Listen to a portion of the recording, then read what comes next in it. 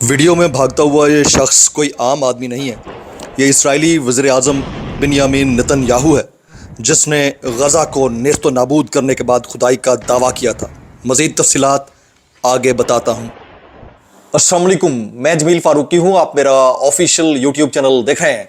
आज जून 2025 की 16 तारीख है, पीर का दिन है। जिस वक्त की वीडियो रिकॉर्ड हो रही है पाकिस्तानी वक्त के मुताबिक दोपहर के 1:30 बज चुके हैं।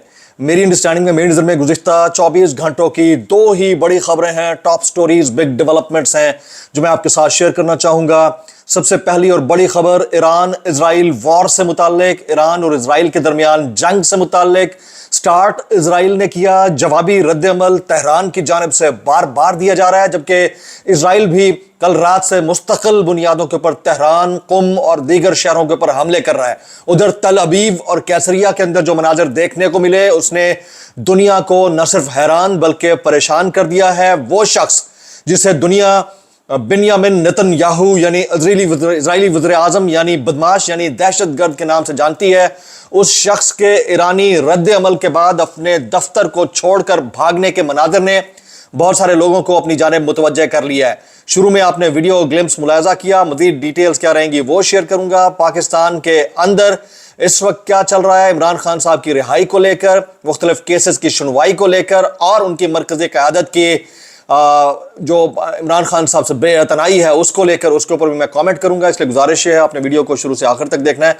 एक और गुजारिश, अगर आपने चैनल नहीं किया अभी तक सब्सक्राइब जरूर सब्सक्राइब कर लीजिएगा। बेल आइकन यानी घंटी अपने अंगूठे उंगलियां साथ रख के डंडे से दबा सकते हैं। इसके अलावा व्हाट्सएप चैनल का लिंक हर वीडियो डिस्क्रिप्शन के अंदर मौजूद होते हैं, जाकर उसको क्लिक करके ज्वाइन कर लेंगे। आपका हमारा राब्ता बेहतरीन तरीके से हो सकता है। जो कुछ बिन्यामिन नेतन्याहू ने कर डाला है और जिस तरह से वो अपना दफ्तर छोड़कर भागा है, उसके ऊपर फॉर्म 47 के वज़ीर-ए-आज़म के फरमुदात के मुताबिक करना बनता है। आप जरूर कीजिएगा। मैं आपको वीडियो यहां पर दिखा देता हूं, ये वीडियो मुलाहिज़ा कीजिए। ये कोई आम आदमी नहीं है। दुनिया की नज़र में इस वक्त एक छोटी सी टेरिटरी का सबसे ताकतवर वज़ीर आज़म, अपने आप को समझने वाला, खुद साख्ता तौर के ऊपर वो शख्स है जिसने गज़ा को नेस्तो नाबूद करने में कोई कसर नहीं छोड़ी। लाखों मुसलमानों का खून इसके हथेलियों के ऊपर है। और ये बंदा जिस वक्त ईरान ने अपने हाइपरसोनिक सुपरसोनिक मिसाइल दागे कैसरिया और तल अवीब के ऊपर, तो अपने बंकर को छोड़कर भागते हुए नजर आया है। ये वीडियो सोशल मीडिया के ऊपर मुबैना तौर के ऊपर बहुत सरफेस कर रही है कि ये बिन्यामिन नेतन्याहू हैं, इजरायली वज़ीर आज़म हैं, और अपनी जान बचाने की गर्ज से वो यहाँ से भागे और उसके बाद हेलीकॉप्टर के जरिए यूनान के दारुल हुकूमत एथेंस पहुंचे हैं। ये वीडियो बहुत ज़्यादा सर्कुलेट कर रही है। ये कोई मामूली शख्स नहीं है। ये दुनिया की नज़र में मोस्ट वांटेड बंदा इसलिए है कि इसने मुसलमानों की जीनोसाइड में कोई कसर नहीं छोड़ी है। और अब ये वो कहते हैं ना, विच क्राइंग, रंडी रोना इनका ये है कि जी ईरान ने हमारी रेड लाइन क्रॉस की है और ईरान जीनोसाइड का मुर्तकिब हुआ है। तो मेरा ख्याल में ईरान से तमाम तर दोस्तों के अहबाब के नीचे कमेंट्स करते हैं ना लोग कि यार ये तो मसला की इख्तिलाफ है। No, Muslims are one. आपका तरीका मुख्तलिफ हो सकता है, आप मुख्तलिफ अंदाज से गुफ्तगू कर सकते हो, आपका जो मकतबा फ़िक्र है वो मुख्तलिफ हो सकता है, लेकिन एक अल्लाह, एक रसूल, एक कुरान, ये तो इसको तो नहीं आप छोड़ सकते। तो बहरहाल ईरान ने जो कुछ कर दिखाया है दैट इज़ हाईली कमेंडेबल। दुनिया पूरी इसकी तरफ देख रही है। ये वीडियो एक्सक्लूसिव थी, मैं आपको दिखाना चाह रहा था, शुरू में भी आपने मुलाहिज़ा की। आगे चलते हैं कि हुआ क्या है गुज़िश्ता 24 घंटे के अंदर। ईरान की मुसलसल तीसरी रात इजराइल पर बमबारी, तल अबीब गूंज उठा। ईरान का air defence system Israeli missile और ड्रोन्स को नाकारा बनाता रहा है और जिंदगी बचाने का एक ही तरीका था जिसके ऊपर बार बार इजराइल के अंदर यानी तल अबीब और यरूशलेम के अंदर ऐलानात होते रहे, बैतुल मक़दिस के अंदर भी, कि इजरायली मुल्क छोड़कर दूसरे मुल्क चले जाएं। और कुछ वीडियोज ऐसी भी सर्कुलेट हो रही हैं कि फ्रांस ने कुछ लोगों को पनाह दी है, कुछ को पेरिस में जगह मिली है और वहां यहूदी पहुंचकर जो है वो अपना झंडा लहरा रहे हैं और जैसे उन्हें बहुत बड़ी कामयाबी हासिल कर रही हो ये दिखा रहे हैं। ज़ायनिज़्म तो आपको पता है किस तरह का है। तो ईरान ने इजराइल के दारुल हुकूमत यरूशलेम पर भी मिसाइल लॉन्च किए कल रात। हाइफा बंदरगाह मुकम्मल तौर पर तबाह हो चुकी है, यह ईरानी हुक्काम ने दावा किया है। जबकि इजराइल का एयर डिफेंस, एयर डोम, जो आयरन डोम सिस्टम है, उसका बिल्कुल तहस नहस उसको करके रख दिया गया। मुस्तकिल नाकामी उसको देखना पड़ी है। हाइफा पोर्ट, तल अबीब और बिन गोरियान एयरपोर्ट पर ईरानी मिसाइलों के कामयाब इंपैक्ट्स ने इजराइलियों और इजरायली सरजमीन को लर्जा कर रख दिया है, तहस नहस करके रख दिया है, निस्तो नाबूद कर दिया है। اب ایہود باراک اور ابھی کے جو وزیر اعظم ہیں بنیامین نیتن یاہو، یہ فرماتے ہیں کہ اب ہمارا ایران کے نیوکلیئر ڈیزائن یا نیوکلیئر پروگرام کے ساتھ نبردازماں ہونا اکیلے پاسبل نہیں ہے، اس لیے دنیا ہمارے ساتھ چلے. تو وہ آپٹکس کے ذریعے یہ جواز ڈھونڈ رہے ہیں کہ کس طرح آیت اللہ علی خامنائی کے اوپر اٹیک کیا جائے اور ایران کے اندر جو رجیم چینج آپریشن ہے اس کو کمپلیٹ کیا جائے. تو لے تو ہے نہیں ایران والے، یہ تو ہر ملک تو ایک طرح کا نہیں ہوتا، لے تو ہے نہیں، تو انہوں نے ان کو تن کے رکھا ہوا ہے. بڑا سے بڑا یونیفارم، ایک 90 سال 95 سال کا بابا آیت اللہ علی خامنائی محترم، وہ اگر یونیفارم پہن لیں تو بات ہی ختم ہو گئی بھائی. اور کہیں پر کوئی بجٹ بڑھانے کی بات نہیں کی، کہیں پر یہ نہیں کہا کہ ہمیں اتنا پیسہ چاہیے، عوام سارا بجٹ ٹیکسز ہمیں دیں اور ہم نے یہ کر دینا ہے وہ کر دینا ہے. یہ آپ مانیں، اس بات کو آپ مانیں گے. تو ایران کا جو اسرائیل پر بڑا حملہ ہے اس میں ایرانی میزائلوں نے رافیل ملٹری کمپنی کو نشانہ بنا کر تباہ کر دیا. یہ ان کا ایک جنگی ہتھیار بنانے کا ایک ادارہ ہے، اس کو تباہ کیا ہے. ایران نے اسرائیل کے گیس کے ذخیرے پر بھی میزائل دے مارا. ایران نے باقاعدہ جنگ کا اعلان کر دیا ہے اور اسرائیلی عوام فوری طور پر رہائشی علاقوں کو خالی کر دیں، ایسا اسرائیلی ترجمان نے کہا ہے. اور اسرائیل میں رافیل نامی اسلحہ فیکٹری کو تباہ کیا گیا ہے. حائفہ پورٹ کی مکمل تباہی کے بعد لاشیں ڈھونڈنے کا عمل جاری ہے. میڈیا رپورٹس کے مطابق بنجامن نیتن یاہو نے دوسرے ممالک سے اسرائیلی میزائل روکنے کے لیے مدد کی اپیل کر دی ہے. یہ حالات ہیں. آپ نے غزہ کے ساتھ کیا کیا؟ آپ نے فلسطین مسلمانوں کے ساتھ کیا کیا؟ آپ نے جینوسائیڈ کی ایک نئی تاریخ رقم کر دی. پوری دنیا آپ کے ساتھ کھڑی رہی اور بےغیرت مسلمان اس سارے معاملے کے اندر خاموش دکھائی دیے. آج اگر کوئی انڈور سپورٹ ہے بھی، بیک ڈور سپورٹ ہے بھی، تو یہ آپ تمغہ ایران کو دیں کہ تمام تر مسلکی اختلافات کے باوجود، تمام تر معاملات کے باوجود ایران نے ایک دفعہ ان کو ناکوں چنے چبوا کر یہ بتا دیا ہے کہ ہم ایک سوورن کنٹری ہیں. ایک مذاق نہیں چل رہا کہ جب چاہے آپ ہمارے اوپر اٹیک کھول دو گے. تو میرا خیال ہے کہ اس کو پوری دنیا میں اپریشیٹ کیا جا رہا ہے، نہ صرف مسلم کمیونٹیز بلکہ دنیا بھر کی جو عوام ہے وہ اسرائیل کے اس طرح دبردوز ہونے کے اوپر بہت خوش ہے. ہم ثابت قدم ہیں، یہ ایرانی صدر کہتے ہیں کہ ہم ثابت قدم ہیں، کسی چیز سے نہیں ڈرتے. ہم اپنے عوام سے اپیل کرتے ہیں کہ وہ اس ظالم قوت کی مسلط کردہ بحرانوں کے سامنے صبر سے کام لیں.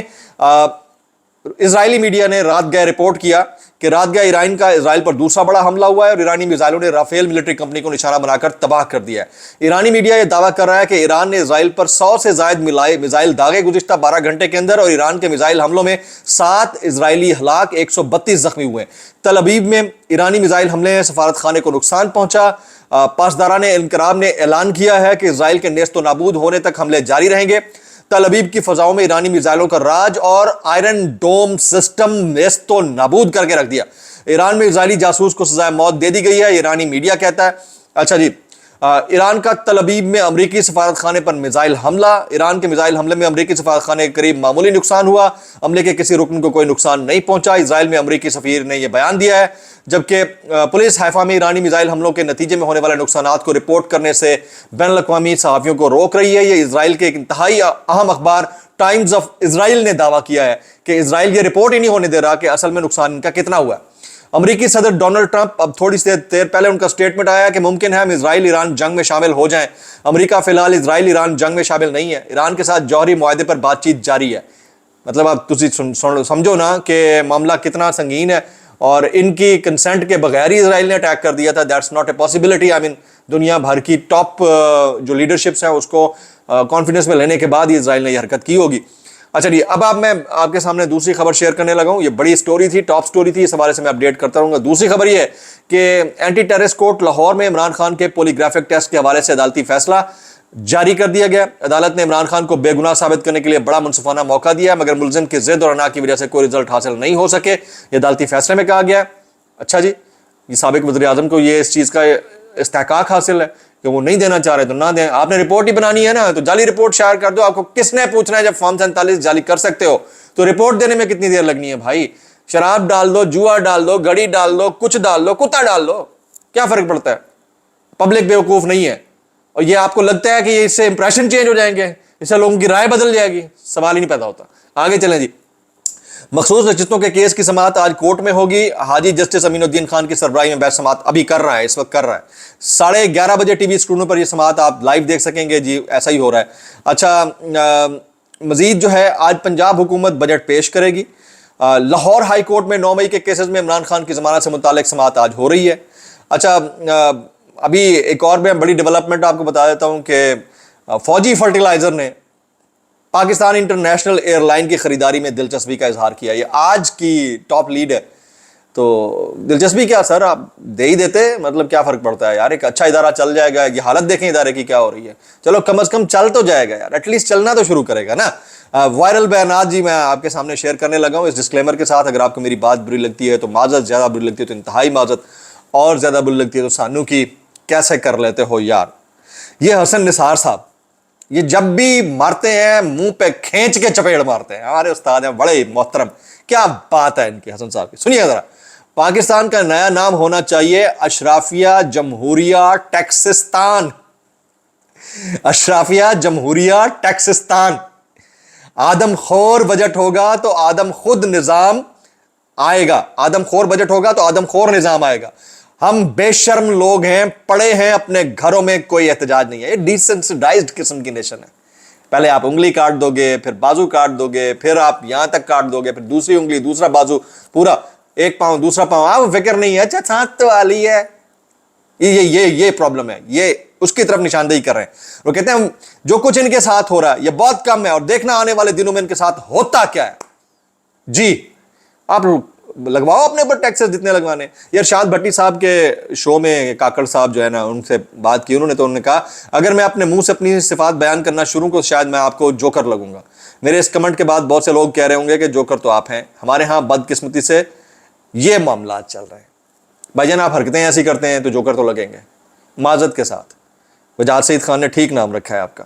اچھا جی, اب میں آ جاتا ہوں. یہ حمزہ علی عباسی صاحب منصور علی خان کے شو میں بیٹھے ہوئے ہیں. یہ کیا فرماتے ہیں سنیے گا. وہ کہتے ہیں 9 مئی غلط تھا, لانگ مارچ نہیں ہونے چاہیے. 2014 کا بھی لانگ مارچ نہیں ہونا چاہیے تھا. سیاست میں حق اور باطل کے مارکے نہیں ہوتے, یا صحیح اور غلط کی جنگ نہیں ہوتی. سیاست میں ایسا نہیں ہوتا. ایجیٹیشن نہیں ہونی چاہیے. خان صاحب کی نون لیگ کے خلاف کنفرنٹیشن غلط تھی. حمزہ علی عباسی. خان صاحب نے بھی پتہ نہیں کیسے کیسے انمول رتنوں کو جو ہے نا, بے تکے لوگوں کو امپورٹنس دی تھی. اور ان کی اوقات ہی ہے جن کو بیسک سے اپنی ایکٹنگ کی بیسک سینس کا نہیں پتا, وہ سیاست کے اوپر کامنٹ کر رہا ہے. ٹھیک ہے, آپ حق اور باطل کی بات کیسے نہیں کر رہے بھائی؟ تو شیر و شکر ہو جائے سارے کرپٹس. یہی تو ڈسٹنکشن ہوتی ہے آپ کے پاس کہ آپ دوسرے سے مختلف ہو. لیکن آپ نے کامنٹ کرنا ہے, کامنٹ برائے کامنٹ, تو پھر کیا ہی بات ہے بھائی. اچھا, ابھی ایک لیٹسٹ آ رہی ہے, وہ شیئر کرتا ہوں. ایران, اسرائیل, کشیدگی, ایمریٹس سمیت کئی بڑی غیر ملکی ایئر لائنز اپنی پروازوں کے لیے پاکستانی فضائی حدود کا استعمال شروع کر دیا ہے. جیسے جیسے اپڈیٹس آتی رہیں گی میں شیئر کرتا رہوں گا. دعا میں یاد رکھیے گا. السلام علیکم ورحمۃ اللہ وبرکاتہ.